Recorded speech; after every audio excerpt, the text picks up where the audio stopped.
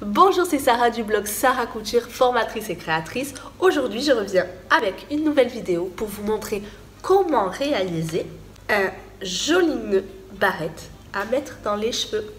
Joli, n'est-ce pas? Pour réaliser ce joli petit nœud, c'est vraiment très facile. Il suffit de suivre 2-3 étapes que je vais vous montrer dans la suite de la vidéo, d'avoir du tissu et une petite barrette crocodile. Allez, c'est parti, je vous montre comment réaliser pour sublimer vos petites filles.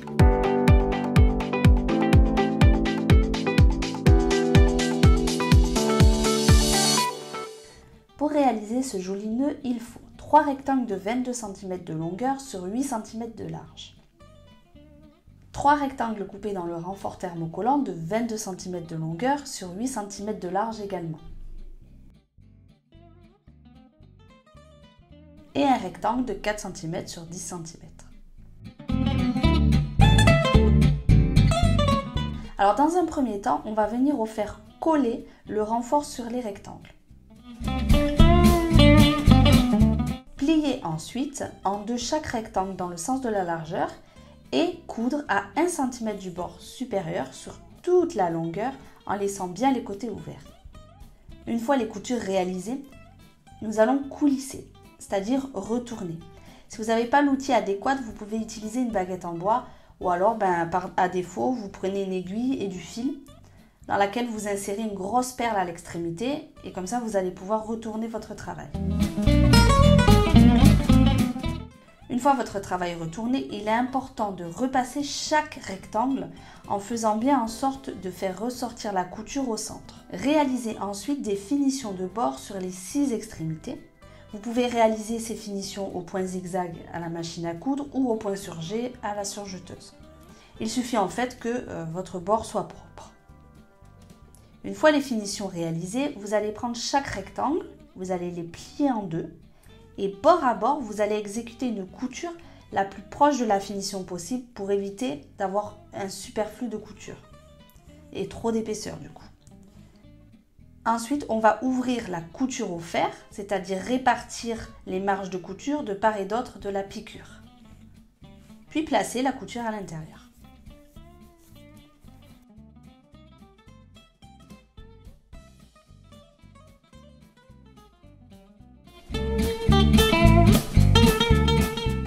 Pour réaliser les fronces, on va ensuite prendre notre rectangle et on va mettre la couture précédemment exécutée sur le côté et marquer notre milieu. Une fois notre milieu marqué avec une épingle, je vais ouvrir à nouveau et je vais replacer l'épingle au milieu de la couture en prenant les 4 épaisseurs. Prendre ensuite une aiguille et du fil et venir planter l'aiguille de l'intérieur vers l'extérieur pour cacher le point initial.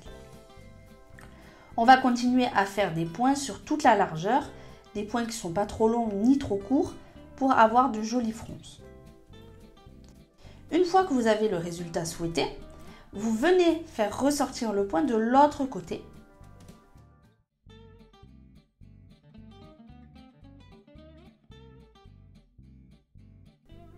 Et on va faire un point final pour maintenir le tout. Si un point ne suffit pas, vous pouvez en faire plusieurs.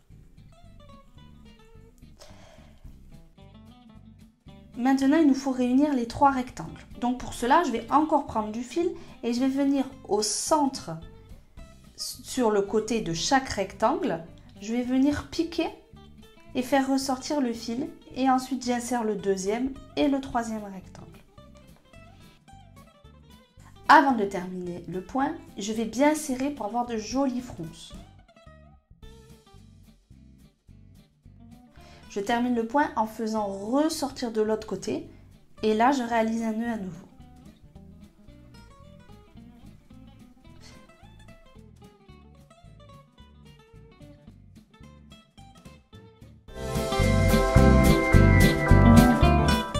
Pour la bande du centre, on va prendre le rectangle, on va le plier en deux dans le sens de la largeur et on va exécuter une couture à 0,5 du bord supérieur.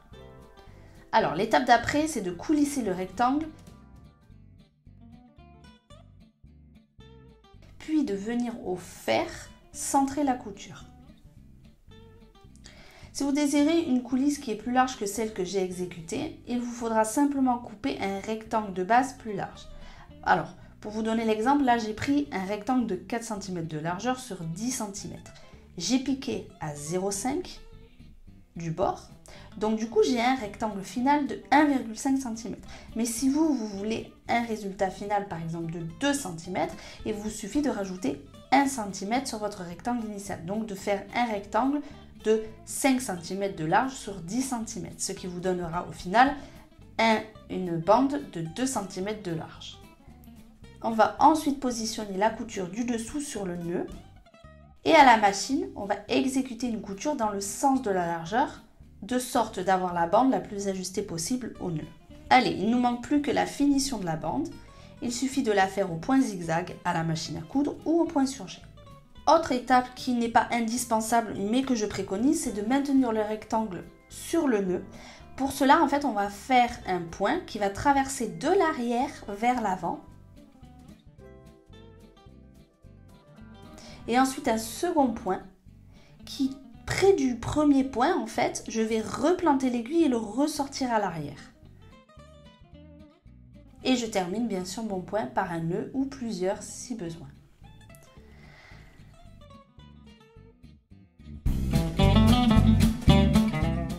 La petite touche conseil pour un meilleur maintien, je vous conseille de maintenir la barrette au centre avec un point de colle. Et voilà le résultat.